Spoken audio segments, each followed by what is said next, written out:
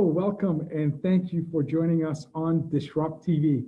My name is Vala Afshar, Chief Digital Evangelist at Salesforce, and your co-host for the next hour. We welcome you to follow us on Twitter at DisrupTV Show.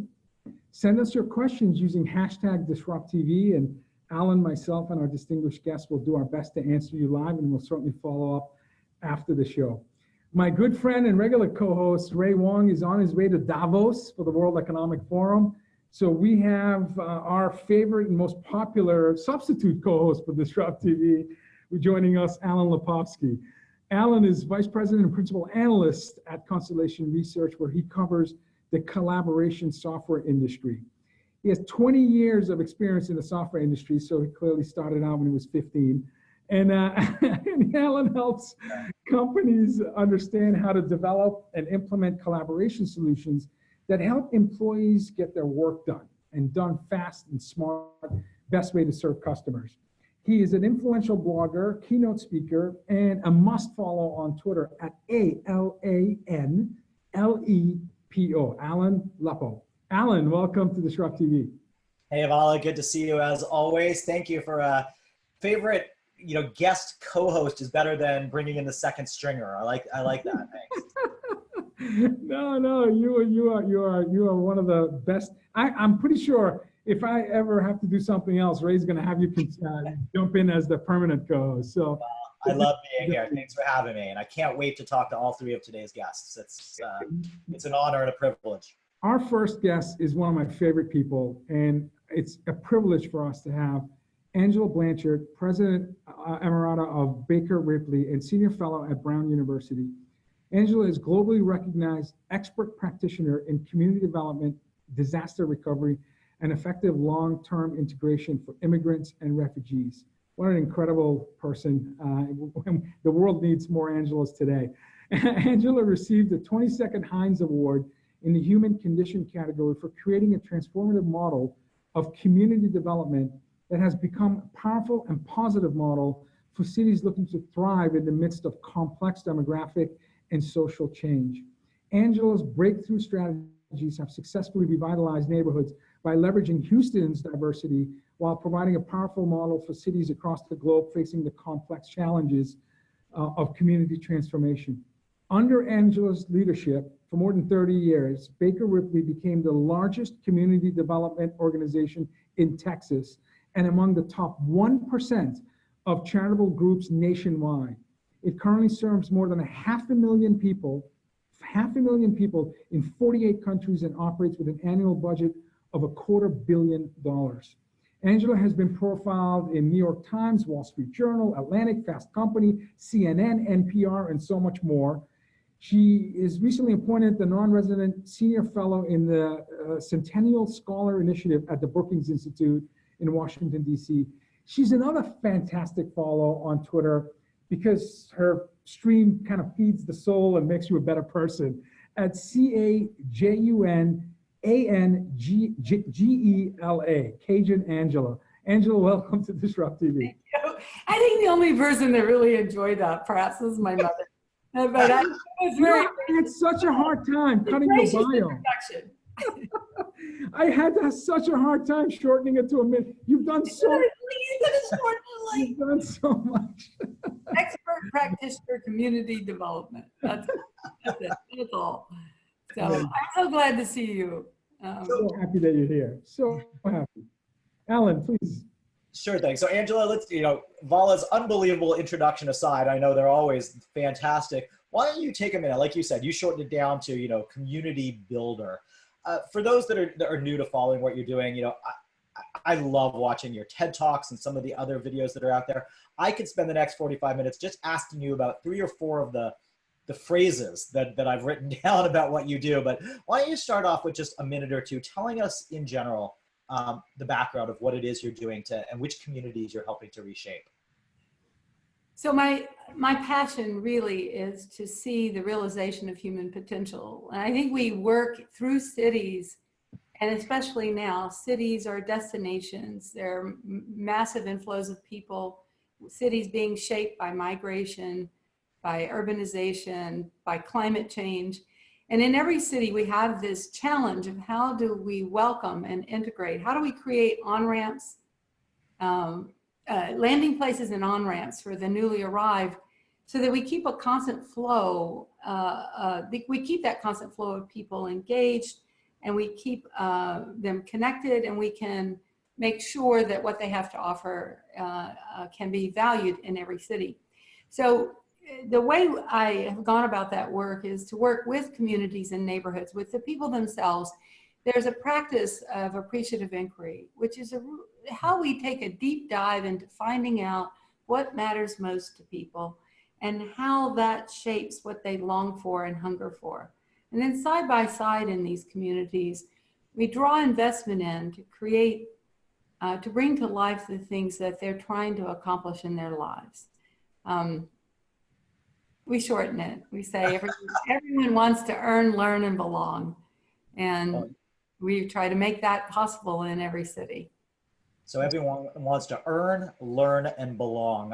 Universal human hungers. Well, those are beautiful. One of the ways you summarize that in one of your talks is that, as you say, these new people are coming in, they have needs, and we wrongfully too often ask them the questions of, what do you want? What do you need? And you framed it in this idea of people don't want a handout. They want to be part of the story. And hearing you talk about that, I was just like, oh my, I can think of how many times in my life, let alone refugee status, just at work, how you can apply that point of view to something.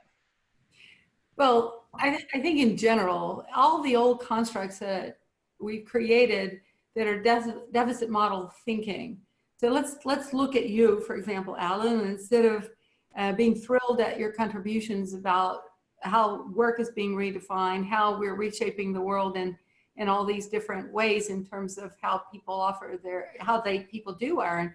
We said instead, let's look at how you're not quite getting it right. Let's give it an examination of how you're not measuring up.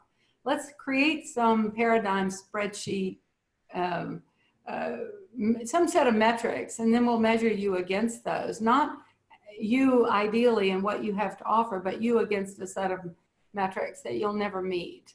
And that's utterly demoralizing. So why would we apply that to vulnerable communities? Why would we walk into a community in colonizing fashion, announcing that, oh, it would be great if you all took care of your health in this way, educated your children in this way, went about your business startups in this way, instead of going in to discover what's there, what's working, what have people created for themselves out of their own deep desire and out of their own imagination. And then let's work to leverage that. Let's work to support and enable that they have created for themselves. People don't support things that don't include them. That's very well said. Yeah. You wrote a post about time. Yeah. And you said time passes differently for the privileged than for the neglected. Yeah. Time haunts those of us working to nurture the world into a more caring place. Time rules us as we work for fairness, justice, and kindness. Yeah. Think about how much time you have to spend working with elected officials and other entities to help inspire them to have empathy for disruption and people that have been displaced. Yeah. We're in a period of the longest government shutdown as we speak. Yeah. How do you work? Disruption. Yeah. Big disruption. Some would argue manufactured disruption with real consequences. But how do you spend time, exhausting time, to work with government officials to build consensus and actually create value in a time of chaos and disruption? Well, first of all, I think if we're working from an appreciative place, it means I'm going to have empathy and an appreciation of their circumstances as well. This is a person who's taken a job I wouldn't do under any circumstances, and they have a finite amount of time. They have a term of office, and they're very clear that within that framework that's the framework within which they have to act. So I need to bring them those things that can be acted upon with the power they have in the framework they're working in. This is a kind of sensitivity and respect for circumstances. It's it's born of something I call, I think is a major leadership talent called improvisation. So if you get the best improvisers, they work with what's in the room. Every response they have to a prompt is yes and how might we use this, and how might we further this, and what's available within the arena that we can use to move this forward. So it's not coming at someone in an aggressive way, trying to move them and push them in your direction, but it's understanding and working with the situation so that you can avail yourself of the opportunities that will work for both of you. So it's me bringing them things they actually can. The worst thing that can happen to us, of course, we've all felt it. Someone comes to us, passionately pours out a need, a desire, something they really could use the help with, and it's not something we can do. We have no power. We are not in that arena. So it's being thoughtful about how we approach people that can contribute, that can further what we're trying to accomplish. Well, Angela, that thoughtfulness you talk a lot about as being a very key leadership role. I think you've said, leaders have to be people that can step in and even see empathy for things that happened before they got there, things outside of their scope. Yeah. Talk to us about, for our audience who, may not all be working in community development, but running organizations, what advice do you give to CEOs? So instead of, what should they know about that empathy and that ability to help things that have happened? Well, all the advice I give to CEOs, I learned from refugees and immigrants and displaced people, because displacement is a powerful lesson in life and it's a grounding lesson. You're wiser for having made it across that gulf from one shore to the next. So improvisation is an important piece of advice for CEOs, because you have to pay attention to the arena you're in, search it for what's happening, use what's available, which leads to the second bit of advice. You've got to be a constant student of resources, assets, and strengths within your company, within your community, because the unexpected will happen. And a clear inventory of what you have to work with is you're going to be your starting place for responding to disruption. The third thing is all about relationships. And we're keen on networks, and we are metric driven, and we tend to think the sheer number is important, but what's really important is how deep the trust goes with the individuals with whom you work regularly. Because when, again, the unexpected, the most demanding things happen, your ability to respond is going to center around if you're going to move at the speed of trust. And that trust is going to be based on how well we understand what matters to each other, what we deeply care about, and what we're really profoundly capable of doing. And I think just the fourth thing, it's so important. We like to talk about diversity and inclusiveness and a whole bunch of other things that start with how we're different. And starting with the art of welcome. The fourth thing is the art of welcome. As we move through this dynamic world in which people are moving about the world, moving in and out of companies, we're working with collaborators, partners, friends. Art of welcome, how do we tend and befriend so that we have authentic connections? And I think those are, those are the four big pieces of advice. You've got to be good at improvisation. You have to be a student of what works and understand the resources you have, constantly monitoring that, build your relationships, and master the art of welcome with all the rituals of food and friendship that bring us closer together. I have about 1 million tweets. I just want to let my Twitter network know there's going to be lots of Angela tweets. Well, I've heard I'm tweetable, but it actually comes from being Cajun. Because you may be the most tweetable guest we've ever had. So yeah, but this notion of inclusiveness, I love the phrase "moving at the speed of trust," and being self-taught and aware and interested. I think a lot of that is planted in terms of humility, and humility also speaks to admitting when you're wrong. And you wrote another post in terms of the power of saying I'm sorry. Yeah. And you said the power of I'm sorry is to open the door to a different relationship with the past and with one another today. Deep regret is not a quagmire. It's the solid foundation of which new structure of togetherness can be built. Yeah. My question is, by the way, you're a beautiful writer. It's like poetry. If I can just get more than 240 characters on the page. You are, I mean, I get goosebumps reading your work. Can you teach humility? Yeah. Well, I'll tell you that that's the beauty of disruption and displacement, is that it reminds you of how profoundly vulnerable and human we are. And we're all castaways on this planet, essentially here as trying to make our way and make some meaning while we do it. And the message for leaders in the I'm sorry, that lesson is so important. We all stand on sacred ground, often blood-soaked, and where there's been great suffering and great struggle and great strife that came before. Even in the mildest fashion, inside of a company, what you're birthing today is also on the grounds of what you're saying goodbye to. And I see a lot of companies where and a lot of groups and communities where there's been this inability to simply acknowledge the passing of something that may have meant a lot to some people, and we're glad to say goodbye to it at this point. We know it should go, but people put their time and effort into that, and that acknowledgement within a company that was worthwhile, even though we're moving on, actually does more to keep people engaged. When we tell people move past, get over, without getting into it, it doesn't heal. We diminish the amount they're willing to trust and commit going forward. So you see this in a more brutal fashion in communities where there's actually been these terrible tragedies and this deep violent act that impacted everyone. And at that point, as a leader, you are walking in and standing on the ground where that happened.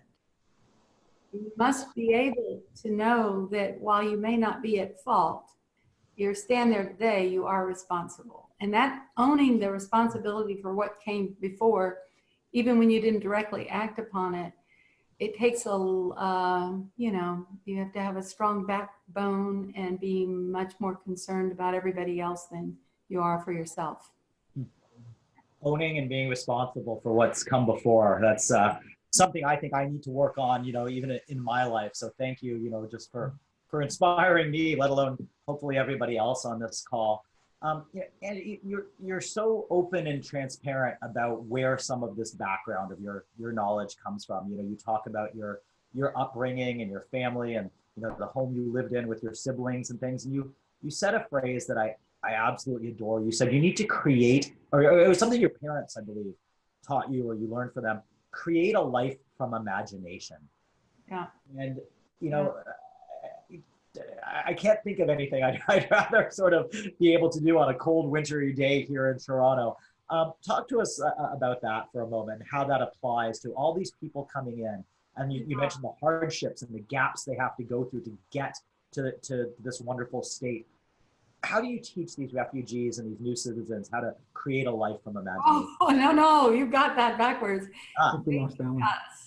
Because this is really, Vala and I had a wonderful conversation at one point about his family. A few of us sitting here today, we're all descendants of the people that survived everything, everything the world can throw at you.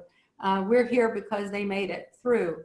And what displaced people teach us is, what it's like to start over without any of these props that we're used to, without the stage all being set, without the mirrors all around us that remind us of who we are. So they teach us what it's like to stand on a ground that's in some way where everything's been washed or burnt away, and imagine what would be possible. And doing what they can with what they have, they take each step forward. And they're crafting literally a new life, born of their imagination, but using what's in the arena. So these are the lessons you learn from displaced people, and that's why they're so valuable in every community. What drew them to us was imagination, was a sense of purpose, and the conviction that somehow on the other side, on the next shore, there'd be somebody first there welcome them, to pull them ashore. And second, that with what's available there, they could build a new life. They only know it from their imagination. And my parents were a great example of that. Virtually everything they tried to create from us, they did from their imagination, because neither of them had a childhood they wanted to repeat. They wanted us to have a completely different life. And yeah. That's amazing. Angela, thank you so much for spending a Friday afternoon with us on DisrupTV. Please, everyone, follow Angela on Twitter at CajunAngela and read her blogs. It will make you a better person. Thank you so much, Angela. Thank you very much. Y'all have been wonderful. I appreciate being with you. Thank you. Have a great weekend. Wow. Alan, now you know why Ray and I, like Friday afternoons is our favorite time of the week. And yeah, no, it's to be able to speak to someone so inspirational. It's amazing, and to learn. This isn't about entertaining; it's about learning. And I feel like a better person in 15 minutes. Absolutely, me too. And speaking of learning, we have an exceptional technologist, entrepreneur. Tim Springer is the founder and CEO of Level Access.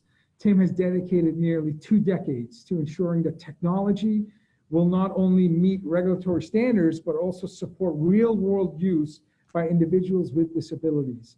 As a leader in the digitally accessible industry, Tim has provided compliance solutions to thousands of organizations, as well as advised large corporations and federal agencies on technical challenges and best practices required to successfully achieve accessibility.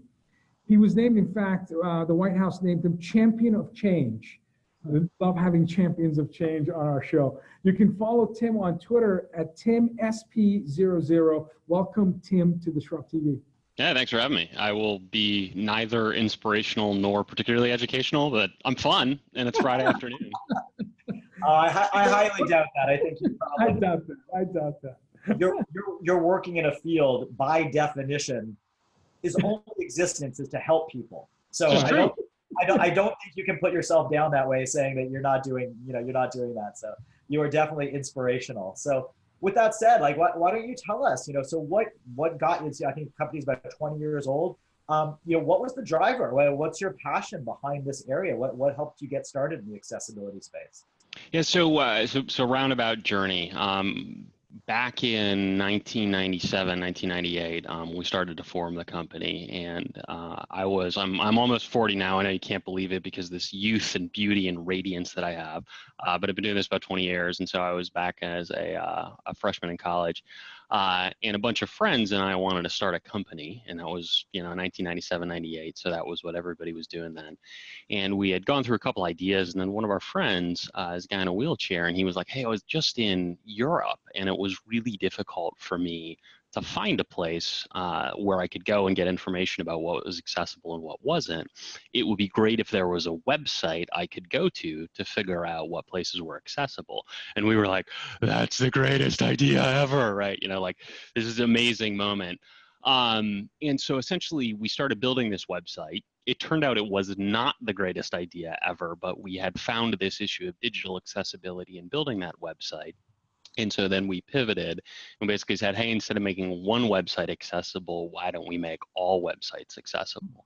And that's how we ended up getting into this space. And then over time, what it's really grown into is just kind of a core belief in the need for digital equality. And, kind of our view here at Level Access is that, look, access to digital technology is important. And so, right, everyone wants to earn, learn, and belong. I thought that was a good framing from Angela. And so today, earning requires that you use a computer.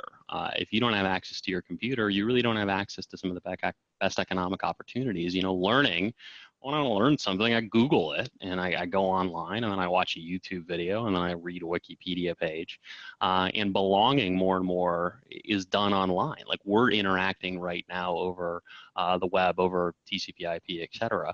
And so if you think about that, really to have a fully realized life these days, you need to have access to technology. And so our view is that technology has this profound empowering force in people's lives. And then in the lives of people with disabilities, that's even more pronounced. So you kind of think of technology as a lever. That lever is even stronger in the lives of people with disabilities when they're included, and when they're excluded, it's even worse. It even has a more disempowering or negative impact on their life. So when we looked at a way we could really impact and change the world, we said, well, that's it. That's somewhere we could really change the outcome of people's lives and change the outcome, hopefully of the globe on a longer term basis.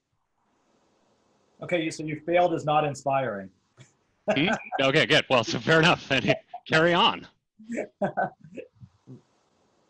Let's see. I don't think we may have lost Vala there for a moment. So let me. Vala was too inspired. He was like, I'm out. This is too much for me. So he's gone off. He's doing some ADA testing. He's making sure all of his websites and everything are right up to snuff. So good. So 20 years of building this. I have some history and some background on this that I can't wait to ask you a few questions on. But let's start off with, what has changed? You started this, 97 with some friends from college, wanting to make all websites accessible. Well, it must be dramatically different today. We all go to the University of YouTube and Wikipedia, as you say. So what sort of changed from the technology that's helping you guys fulfill your goal better than maybe you could 20 years ago? Yeah, so super big picture arc of history. 20 years ago, this was a theoretical idea that was maybe a nice to have for some technology companies, some web companies. Now, this is a common requirement we see in day-to-day development. And 20 years from now, this will be an inescapable requirement of all development. You will talk about accessibility the same way you talk about security and privacy. It's just something you got to do as you build things. And what's really changed is over the last 5 years, we've just seen a drastic increase in the business drivers for this. And so for better or for worse, we're kind of neutral on it as an organization. Legal enforcement has drastically increased in this space.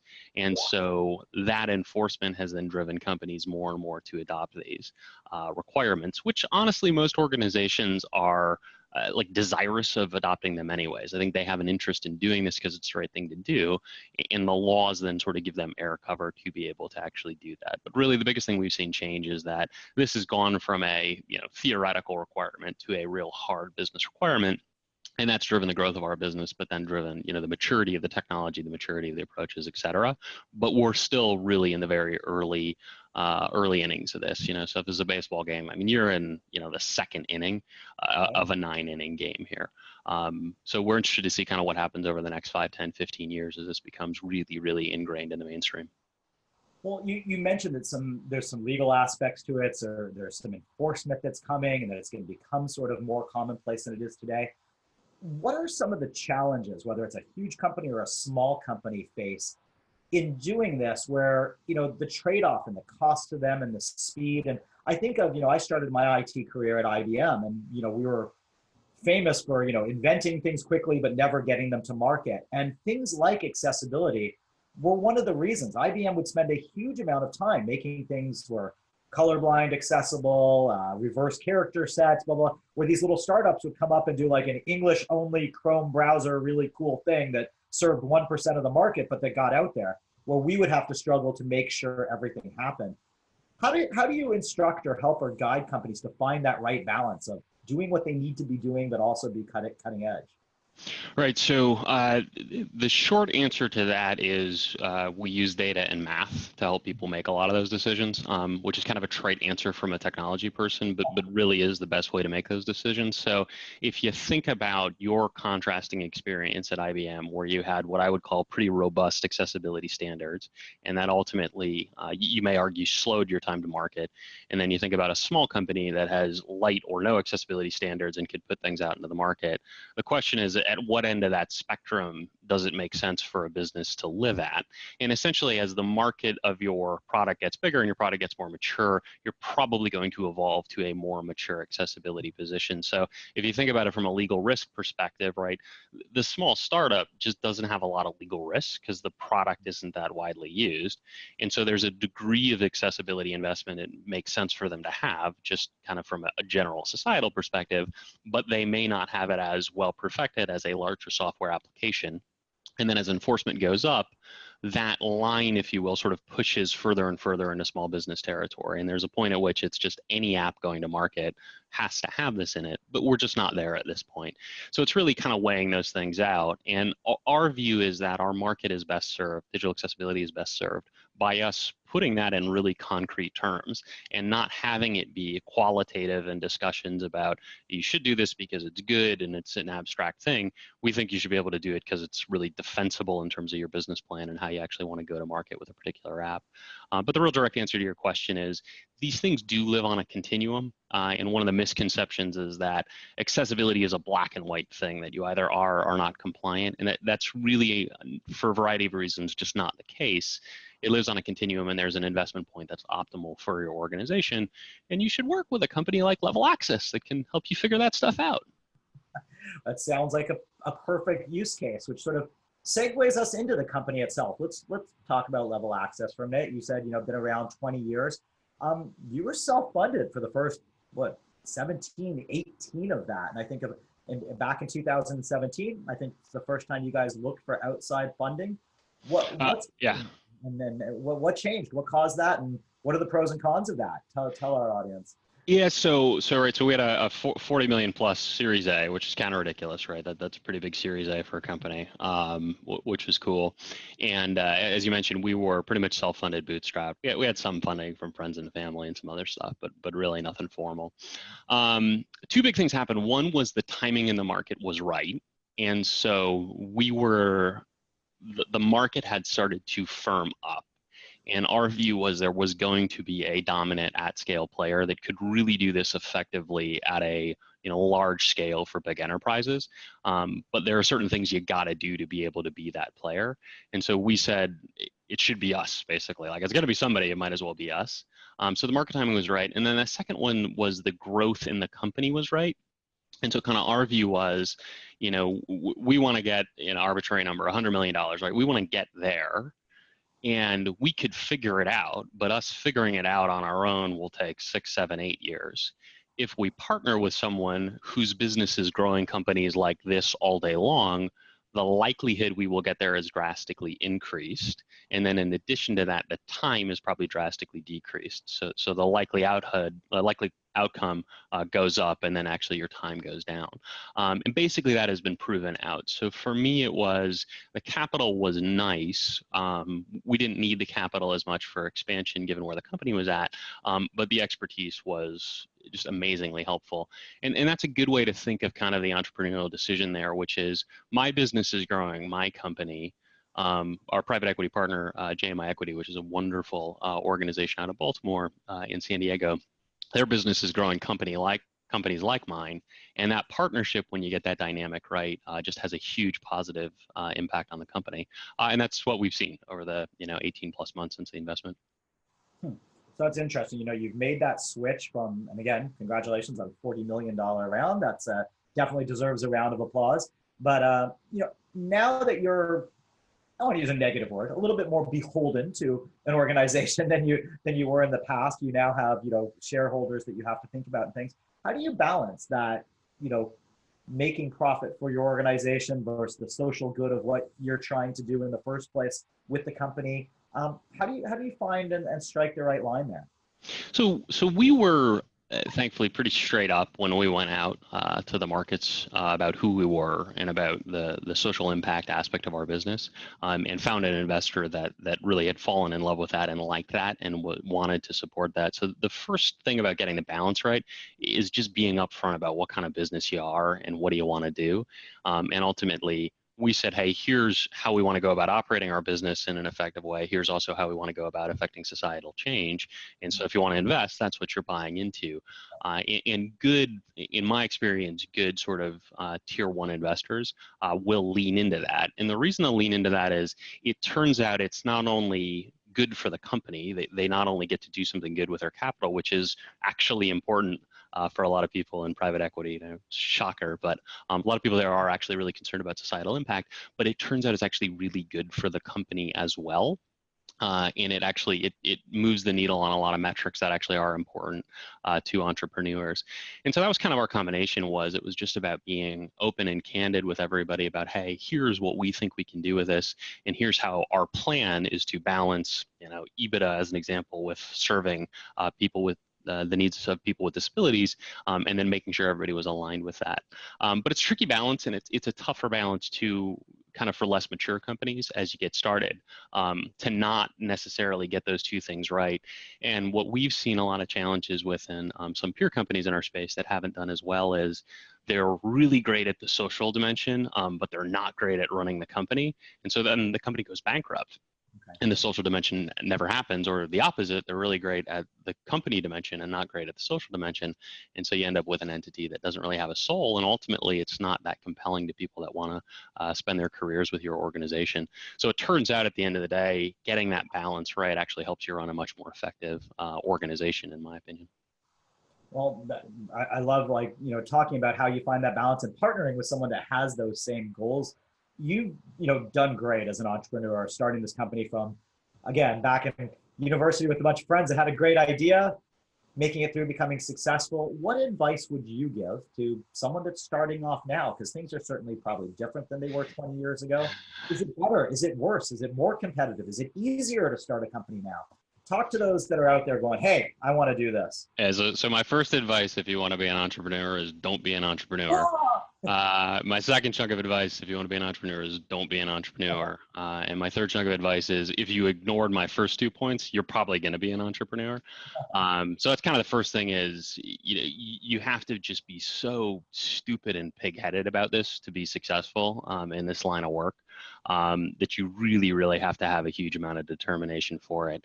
My view is that it's probably the best time it's ever been to start a company. There are some countervailing points to that, and we can argue some macro points. But really, access to capital, access to expertise, access to scalable technologies that you can start with low investment costs. All of those things are at much more compelling points than they've been at in the past. Now, as technology companies, you could argue if you're starting a company outside of technology, that's not the space. But for technology companies, it is a really good environment, in my opinion, to start a company. And really, the key thing is, you hear people talk about team all the time, and people, professional investors will kind of evaluate market, they'll evaluate team, and then they'll evaluate product. And now that I'm 20 years in, early I would have said, well, team's not that important. I can just sort of hammer this through. And that's true. A sole entrepreneur, just sort of, Bob Nye, who's a partner at JMI, who's on our board, has said, a sole entrepreneur can, by force of will, drive a company to a $25 million a year company. But getting beyond that is really impossible without a team. And so what I've also found is it's just lonely if you don't have a good team with you. And so just kind of really taking a step back and saying, hey, these people that I'm going to start this company with, do I want to, be in the weeds with them in high stress emotional situations for the next 5 years? Will that be fun, or will I end up, hating them after 3 years and not be good? So being careful and thoughtful about how you pick your team. Okay, that makes a lot of sense. I know we have a few more minutes. I want to ask a question here. I'm going to preface this with, if I offend anybody, I'm not meaning to. I'm trying to find the right words to have this conversation. This is gonna be a good question. It's gonna be a good question when you have to start off with the disclaimer. There is, you work in an industry that's so interesting to me, and with an audience that's of such interest to me. There is often this wrong notion that people with disabilities, disabled, handicapped, whatever the terminology are somehow in need, or I'm using the wrong terms again, worse off or not normal, all these negative connotations.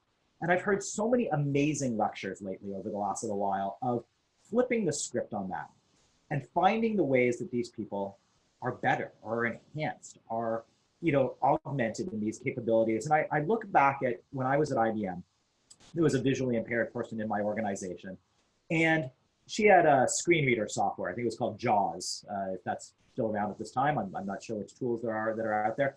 She could process data, I'd say 5 times faster than the rest of us. She could input data, typing, I would speculate 2 to 3 times faster than all of this, of all of us. And so I love that there's this movement to sort of flip the script, and it's not about, solving problems. It's how do we enhance these people's capabilities? am I even framing this conversation correctly? And, what are your thoughts on sort of that topic, that side of this accessibility world? Yeah, so I think of that as it speaks to the adaptability of technology is what we're trying to do.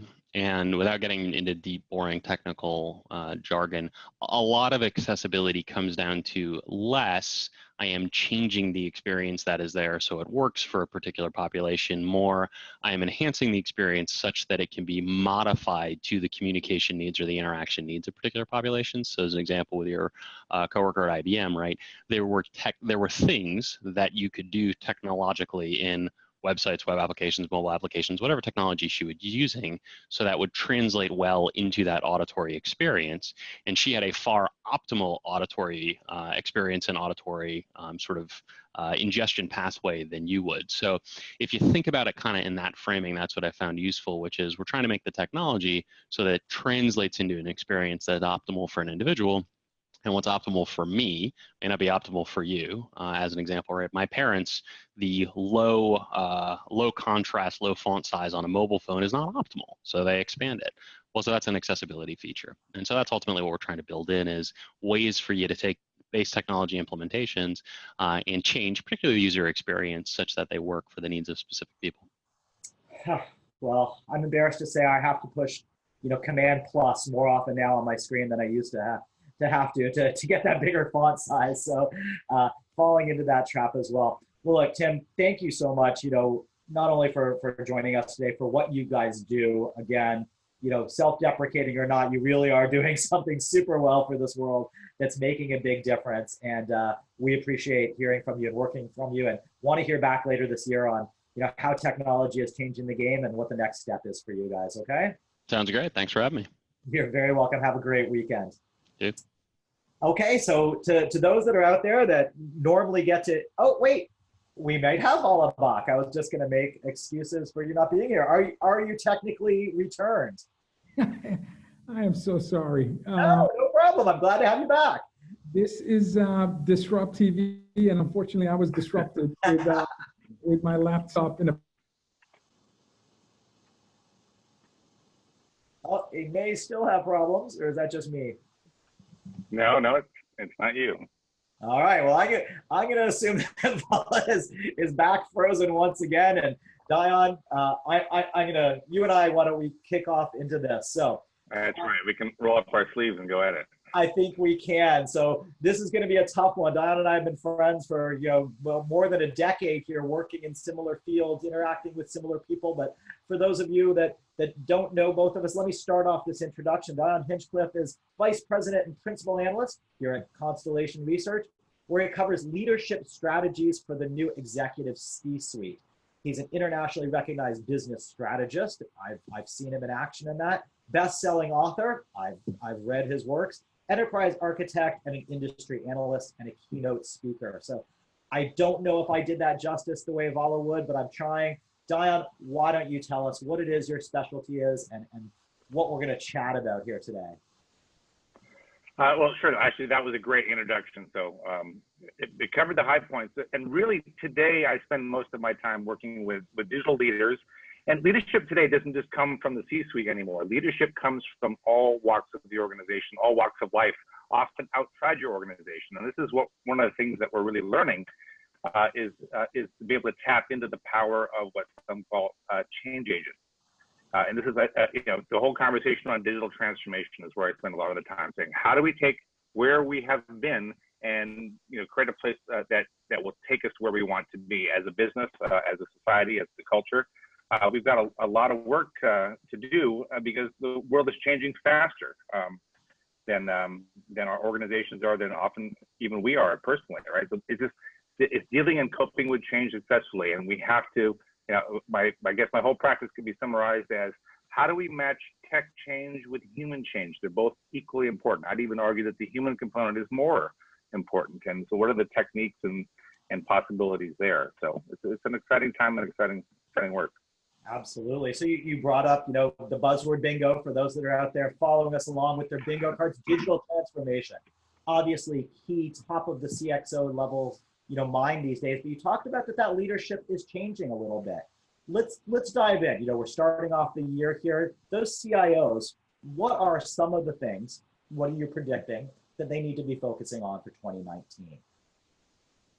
Well, and I excuse me, summarized this in a post recently, the 12 things I think will be happening this year to the CIO. And the big one is the CIO is no longer leading digital transformation in most organizations. The CEO is doing it. They're leading from the front of the organization. 40% of CEOs are leading digital transformation compared to 20% of CIOs, right? So that's a big shift that's happened in the last year or so.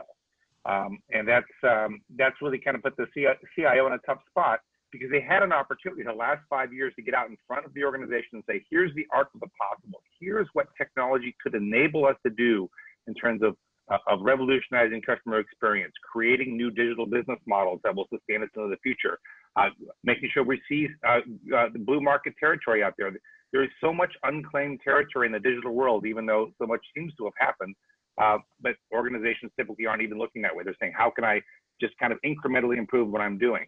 And the CEO is finally saying, well, we have to take this conversation up to the board level, up to the very top of the organization, and rethink what we're doing and who we are.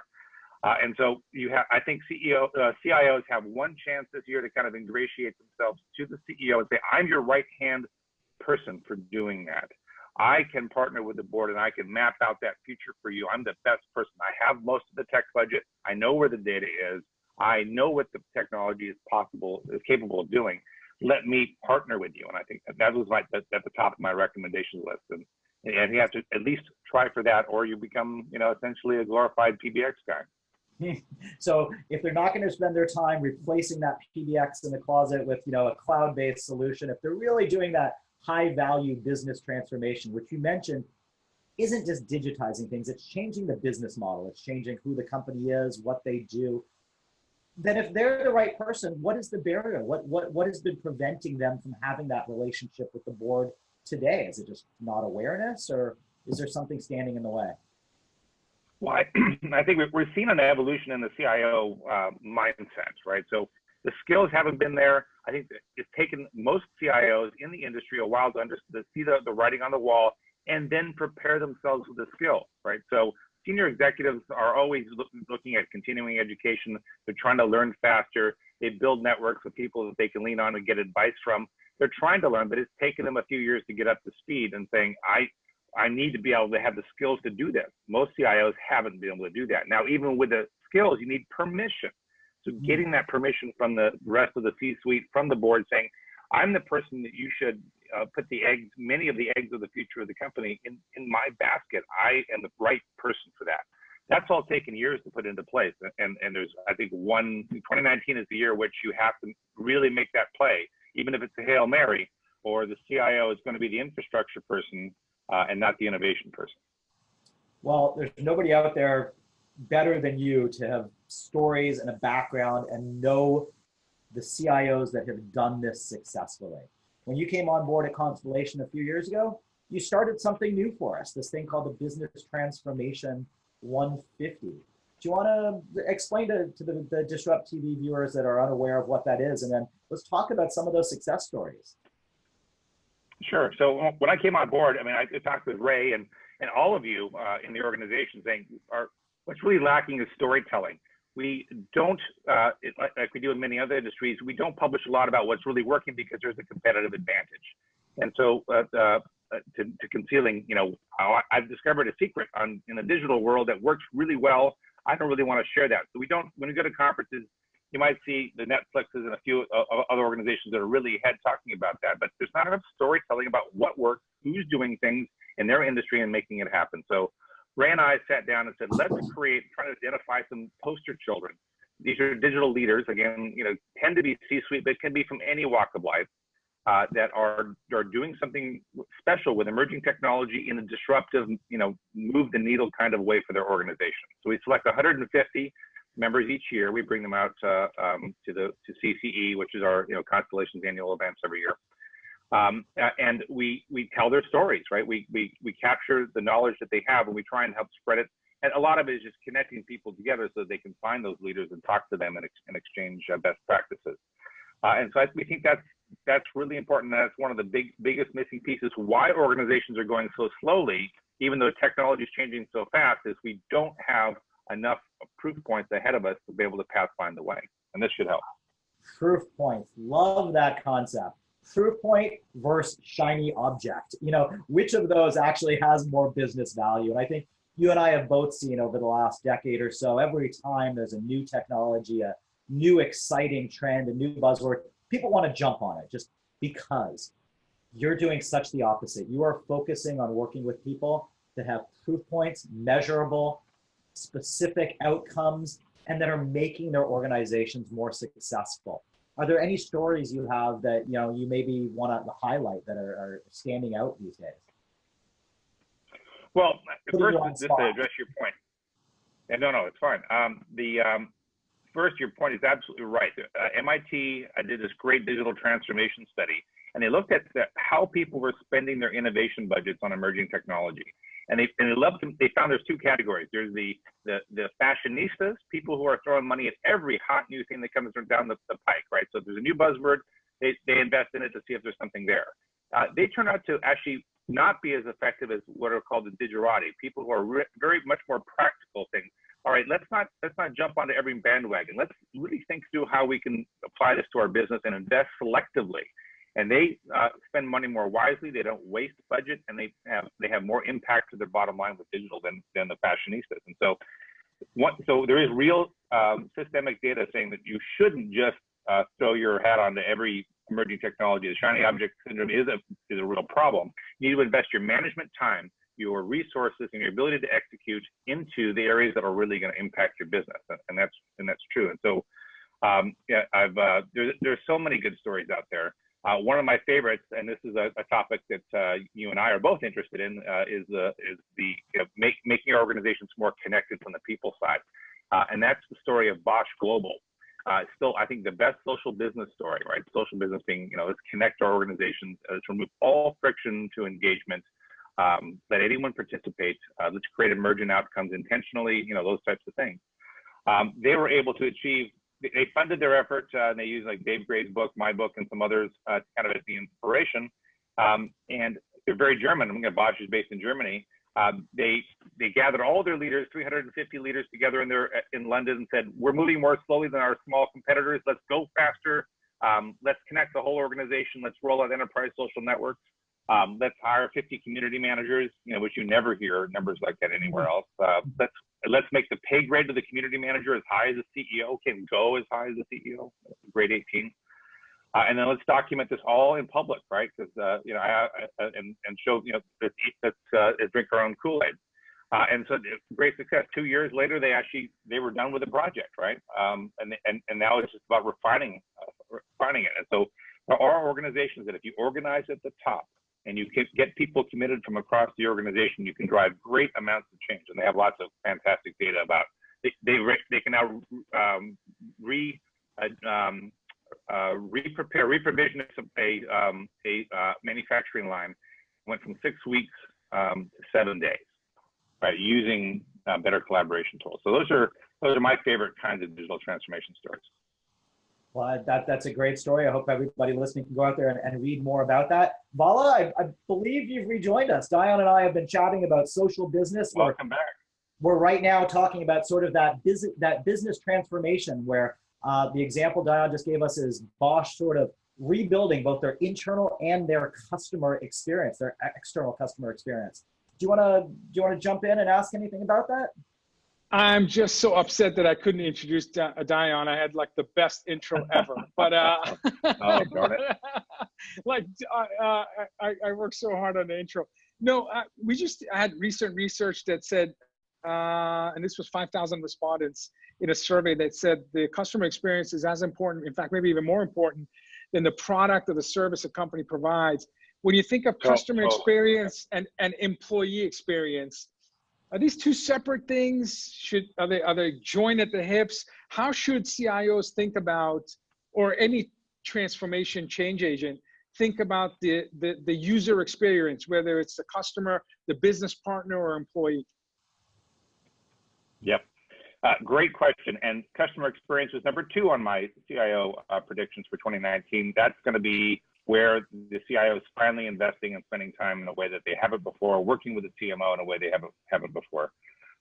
Is employee experience an important support for customer experience? No question, in 2 ways. One, you need a good employee experience to be able to create the customer experience. And on top of that, the customer experience is delivered with the employee experience, right? Okay. That's what people don't seem to get, right? Some of it's automated, sure, and a growing part of it will be automated, but so much of the customer experience. You go into a customer care center, and this is the speech I usually give. I get, there's 20 to 30 applications that customer service agent has to use to satisfy your request. The knowledge bases, the trouble ticketing system, language translation, looking up the product manuals, all sorts of things that they have to learn to be able to serve you. And that is customer service is one of the biggest parts of the customer experience, and it's one of the most neglected because it's perceived as a cost center, right? So, and all of that is that horrible digital workplace in most call centers is what the problem with customer experience. So there's no question. It's, our colleague Nicole and I are actually currently writing a report that talks exactly about that, this blending of the internal employee experience and external customer experience, and asking the question, why? Why are we talking about these as separate things? So I think you're completely spot on there, Dion, that these need to be brought together. They need to be owned together. They need to be deployed together. They need to be sort of seamless. As we sort of get towards the end here, I know we started off talking about some of your predictions for 2019. You're very solid in that sort of tangible world of the things that the CXOs should be doing. What new and exciting thing? You're privy to so much information. What's the newest thing you sort of see coming down the pipe that maybe falls into that shiny object syndrome, but is something we should all be paying attention to? Oh, the digital transformation of strategy. I'm now seeing these tools that allow you to manage your strategy from the very top of the organization all the way down to the very bottom. So you can actually see, is it being carried out?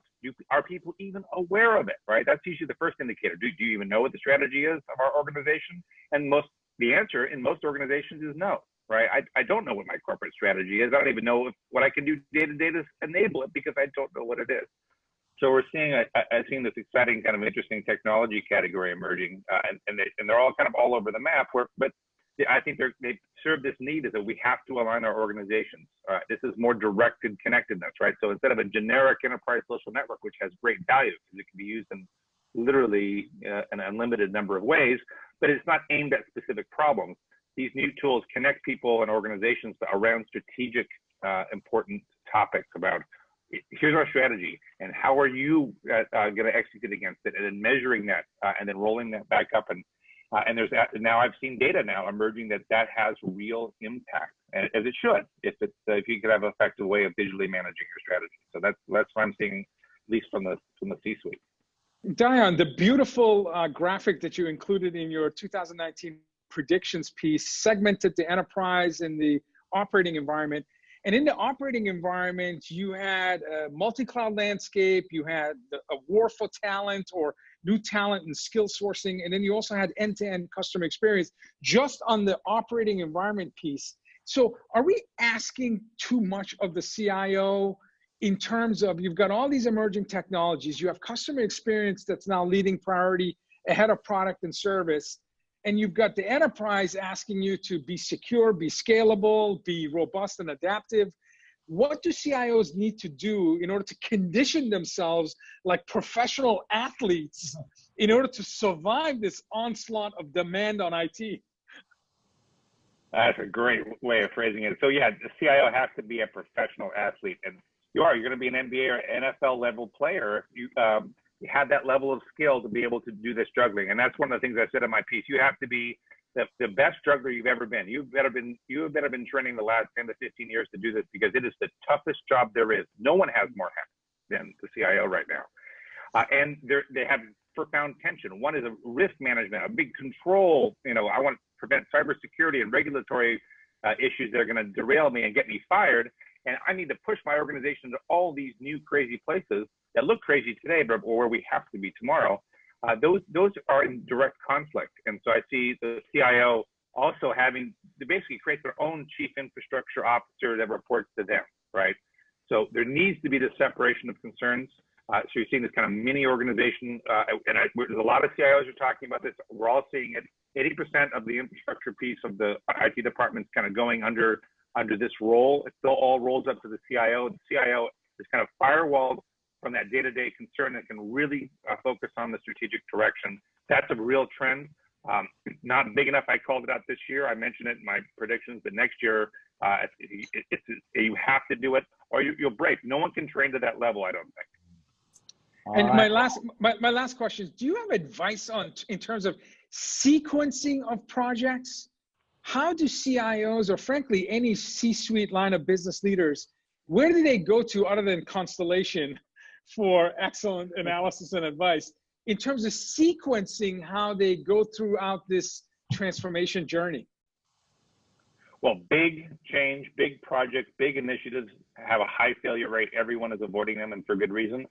There's two ways it seems to be happening. One is you break things down into manageable programs and projects, and then you make sure the trains leave on time, right? So you ship things no matter what. This is what Agile tell us: is they have working software all the time. Ship when the window comes, and you whatever features are working, you get out there. So you have to be very time based these days, right? And then make sure your dependencies, you have to sort through your dependencies. If some really depend on the other ones, then that determines your order. But you have to break them down. You have to tap in the change agents who can make them happen, and you have to scale up. You have to do 10 times more than we did 3 years ago, right? So you've got to scale up these efforts and then loosely couple them. And that's where microservices and all kinds of cool tech talk makes that easy to do now in a way we couldn't before.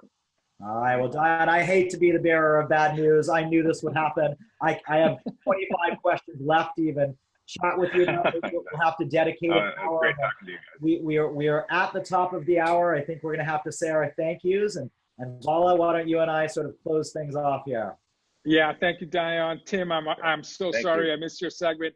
I'll be watching the entire. Alan, I bet you you never thought about signing up and being a solo driver of DisrupTV, but I can't think of a better person to deal with disruption during the show than you. Hey, it's like coming off the bench and hitting the winning home run. There you go. That's right.